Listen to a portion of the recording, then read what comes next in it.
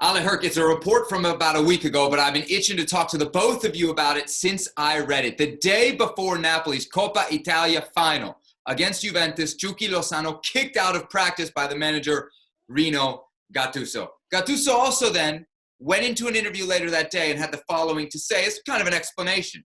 Everyone knows that if they step on the field with me, they have to go at full speed. I won't allow anyone to ruin my training. That's pretty harsh. Herc, I'm going to come to you first because you coincided with Chucky at Pachuca. From what I know of him, just having seen him play, him going less than full speed seems way out of character. I know there's some bad blood here, right? Do you buy this report that Chucky was really being lazy on the training field?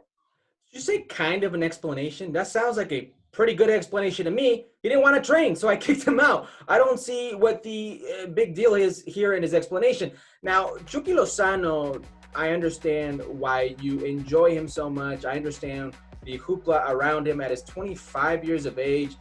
The kid scored on his debut in Liga MX. He scored on his debut in the Eredivisie. He scored on his debut in the Champions League. I know what he did in his career. Are you saying he was lazy in practice? He's won all over the place. But Chucky Lozano has a track record when it comes to personality issues at the domestic level. Whatever club he's at, he had it at Pachuca.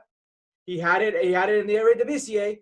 He's had it now with Napoli. The one thing I know is with Ancelotti, he didn't play. With Gattuso, he hasn't been playing. And with Gattuso, in their last 11 games, they've been undefeated. Undefeated against the likes of Juventus, Inter, Lazio, Barcelona. With Chucky Lozano, in the 8 starts that he's had, they won once. So to me, this screams he's frustrated, and he's showing those frustrations. And Gattuso owes nothing to Chucky Lozano. He doesn't care if he was a record transfer fee for the club. He doesn't care how good of a player he can be. If you're not going to work, you're not going to be part of this team. And that was evident when he kicked him out of practice. This isn't the first time we've heard these personality issues or these character issues with Chucky Lozano. Ale, Hugo Sanchez, our colleague on ESPN Deportes, says it's mala leche. It's bad blood, bad milk between the coach and the player. You don't agree at all? You don't think there's something there? Or you think this is squarely on Chucky?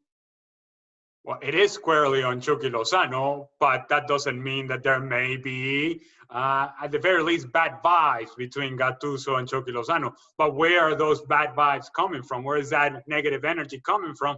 And they may just have to do with the fact that maybe Gattuso is asking Chucky Lozano something to do that Lozano is simply not willing to do, because he's saying, well, if you're not going to play me, I'm not going to do it. If you're not going to do this for me, I'm not going to do this for you. Now, I would say that there's a problem with Gattuso, and I would lean on Gattuso more heavily if, and Herculez just alluded to it, if this hadn't been an issue with Ancelotti as well. Because if there are two different personalities in managing teams, it is between Ancelotti and Gattuso. Ancelotti could not be sort of more calm and relaxed and big picture sort of guy, and experience and presence. And Gattuso is energy and craziness, and I'm going to yell at everybody. Well, both of those guys have agreed on something, and that is Chucky Lozano doesn't play. So if those people, those two guys coming at it from two different angles, come to the same conclusion that this guy is not going to help me win games, I think that reflects squarely on the shoulders and very poorly on Chucky Lozano. And that is something in which people around him, and I hope that he has good people around him, will tell him, hey, buddy, this behavior, this stubbornness, this pity party that you're participating in right now, this sort of spoiled brat kind of attitude, this goes on with you for the rest of your career. This is a stigma. And so when people are looking at you, all right, and people are asking questions about you and your personality, and they say, well, how come he's not playing if he's that talented? The first thing that people are going to point to is, he has a bad attitude. You can't work with bad attitude. You can't win with bad attitude. You can't change bad attitude. And so therefore, for as much talents that you may have had, you become one of those guys that are untouchable. And here's the thing. Chucky Lozano hasn't done enough in his career to warrant anybody taking a big chance on him. People take chance on Mario Balotelli because they say, you know what? We have seen the very best of him, and the very best of him can help us. The very best of Chucky Lozano has happened in moments, in very, very, very minute moments. And if that's the case, then you don't think any team that is doing the evaluation process will look at him and say, yeah, that's our guy, when everybody else is saying, no, we'd rather not put him out on the field because that guy is not doing what we're asking him to do on a daily basis. One note on that. He played a lot more under Ancelotti than he did Gattuso. And on top of that, Ancelotti and Everton are supposedly one of the teams that's 2 most goals, 1 interested assist this season. Okay, but he play. It's you can't compare what happened under Gattuso to what happened under What about Ancelotti. It's Van Bommel? very different. PSV, I'm sorry. Same issues. What the goal? Okay, come on, the Seb, goals are there. That's Seb, a totally different situation Seb. where he's playing and scoring. Seb, let's not defend somebody who does not really deserve a defense at this point. He was not a first-choice starter for Ancelotti. He was not a consistent player for Ancelotti. He was not.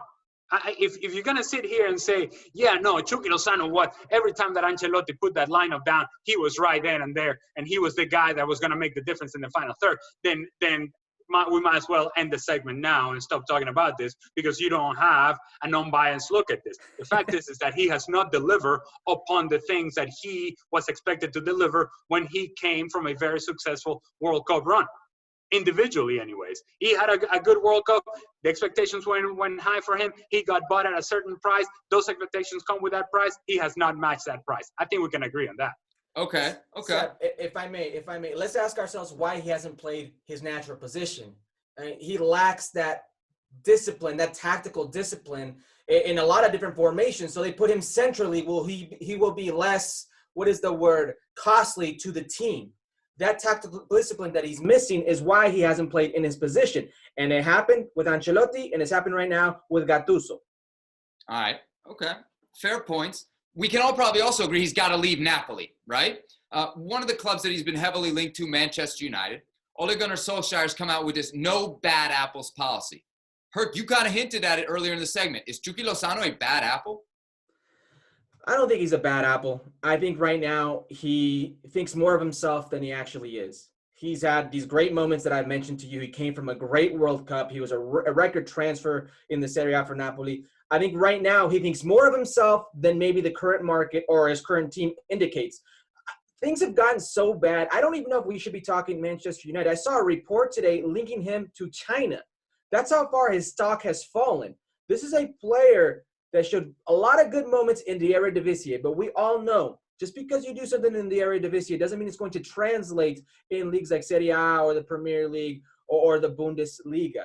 He's a very good player, but this is a moment for him to reflect, take a step back and say, what am I not doing? What can I do better? And go from there, because at 25, his career is seriously spiraling at a record pace. Post-World Cup, if you had put together right next to each other and you had said, Chucky Lozano, Christian Pulisic, where are you going? And if you were a GM or a president of a club, right then, in that moment, post-World Cup, I think most people would have said, you know what? I'm taking that Lozano kid. I know there's potential with Pulisic, but I've seen what this guy can do in the big stage, and it's impressive. I'm going to take that guy. And then you get him in your program, and you see him working daily, and then you see what he's become. And let me tell you, there would be a whole lot of regret going around, because clearly, if things are not going well for him, his reaction is to take a step back and pout and kind of sulk and just put his head down and stop working. And when you see that, that's an attitude trait that is no good for any professional. To your point then, how quickly times can change. Chucky Lozano seemingly on top of the world in 2018. Very different story here midway through 2020. Well, thank you very much for watching ESPN on YouTube. For more sports highlights and analysis, be sure to download the ESPN app. And for live streaming, premium content, and let's not forget as well, ESPN FC 7 days a week. Subscribe to ESPN+.